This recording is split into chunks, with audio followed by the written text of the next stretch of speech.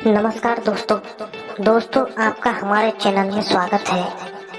दोस्तों, हम आपको इस कहानी के माध्यम से बता रहे हैं कि कैसे एक लड़की, एक बेटी, एक बहू कैसे एक बोझ बन जाती है।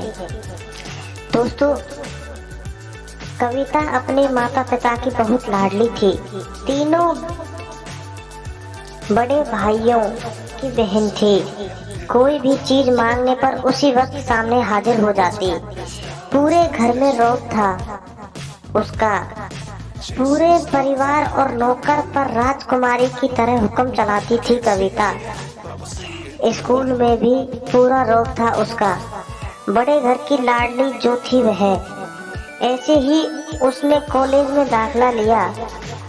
उसके ठाट बाट बड़ी गाड़ी से आना जाना, हर दिन नया फैशन देखकर हर कोई उससे दोस्ती करना चाहता था। थोड़े ही दिनों में उसके बहुत से दोस्त बन गए। पूरे कॉलेज में उसकी अपनी ही एक पहचान थी। इन दिनों उसके घर एक रिश्ता आया। खानदानी लोग थे और पापा की पुरानी जान पहचान थी उनके साथ। कविता के साथ कोई जबरदस्ती नहीं थी, पर कविता ने फिर भी हाँ कर दी, क्योंकि वह अपने परिवार से बहुत प्यार करती थी। वह जानती थी कि वह लोग उसका अच्छा ही सोचेंगे। लड़के का नाम राज था। राज काफी पढ़ा लिखा और समझदार लड़का था। ससुराल वाले भी बहुत अच्छे थे। ससुराल में कविता की जगह वैसी ही थी जैसी मायके में। कोई भी कार्य कविता की सलाह के बिना नहीं होता था। सबकी लाडली बहू बन गई थी वह। फिर उसके घर एक बेटे का जन्म हुआ, राहुल, जिसका नाम राहुल रखा गया। राहुल कविता को जान से प्यारा था। पोता पाकर ससुराल वाले तो फूले नहीं समाते थे। कविता कभी कभी सोचती थी कि उसकी किस्मत कितनी अच्छी है। उसका हर अपना उसे कितना प्यार करता है। चाहे जीवन में कैसा भी समय आए, मेरे अपने हमेशा मेरे साथ हैं। मैं कभी अकेली नहीं हो सकती। कितनी खुशकिस्मत हूँ मैं। पर शायद कविता की खुशियाँ को ही उसकी अपनी ही नजर लग गई थी। एक दिन वह मायके जाने की जिद कर बैठे। राज को बहुत काम था, लेकिन वह फिर भी उसे ले गया। रास्ते में उसकी गाड़ी अन्य गाड़ी से टकरा गई। कविता, राज और राहुल बुरी तरह से जख्मी हो गई।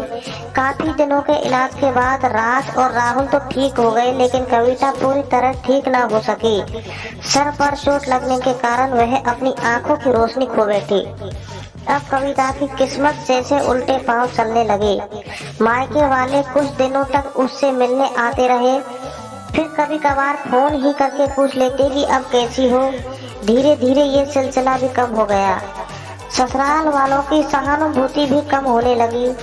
घर में किसी को पास बैठने के लिए कहती तो जवाब मिलता, बहुत काम है, अब तुम भी हाथ नहीं बटा सकते। राज भी चिड़चिड़ा हो गया था। बस राहुल ही था जिसके साथ हंसते खेलते उसका वक्त गुजरता। एक दिन कविता के हाथ से कुछ सामान गिर गया, जिसकी वजह से राहुल को हल्की सी चोट लग गई। कविता के सास ससुर ने राहुल को उससे अलग कर दिया कि कहीं उसके न दिखने की वजह से बच्चे को कोई नुकसान ना हो जाए। कविता अंदर से टूट चुकी थी। एक दिन उसने सबके सामने मायके जाने की इच्छा रखी तो राज उसे तुरंत मायके छोड़ आया, जैसे कि वह भी यही चाहता था। लेकिन राहुल को उसके साथ नहीं भेजा गया। कविता कभी राहुल से दूर नहीं रही थी, पर अपनी कमी के कारण उसने ज्यादा बहस नहीं की। कविता को लगा कि वह 3-4 दिन वहाँ रहेगी तो थोड़ा हवा पानी बदल जाएगा, क्योंकि वह कितने दिनों से कहीं भी बाहर नहीं गई थी। घर वाले भी इतने दिनों बाद उसे देखकर कितने खुश होंगे। कविता के घर पहुँचने पर सब लोग बहुत खुश हुए। खाने में सब कुछ कविता की पसंद का ही बना था। उसने अपने मम्मी पापा और भाई भाभीियों से दिल खोलकर बातें की। उसके छोटे छोटे बच्चे भी बुआ के साथ घुल मिल गए थे। रात को सोने के वक्त जब वह कपड़े बदलने लगी तो उसे पता चला कि उसका बैग तो बहुत भरा हुआ था। वह समझ गई वह सब समझ गई।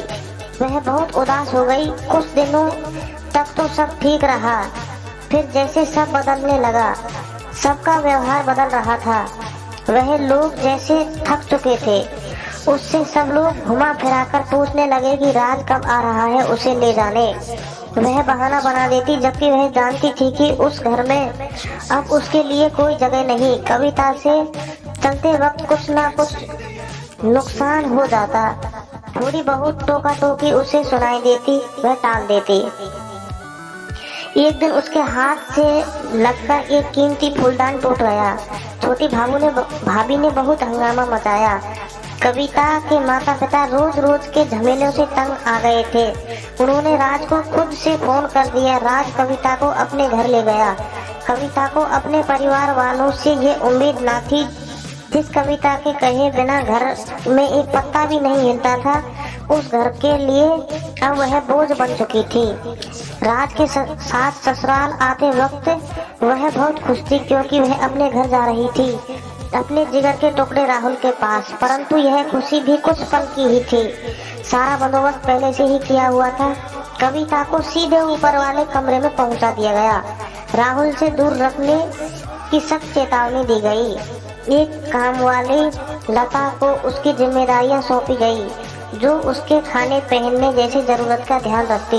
कविता ज्यादातर चुप ही रहती। कभी कभी काम वाली लता से थोड़ा बतिया लेती। उसके जरिए राहुल का पता चल जाता। सबकी लाडली बेटी और बहू सबके लिए लाडली से बोझ कैसे बन चुकी है। दोस्तों, अगर आपको हमारी वीडियो अच्छी लगी हो तो हमारे चैनल को सब्सक्राइब करें ऐसी ही वीडियो देखने के लिए। Thank you for watching this video.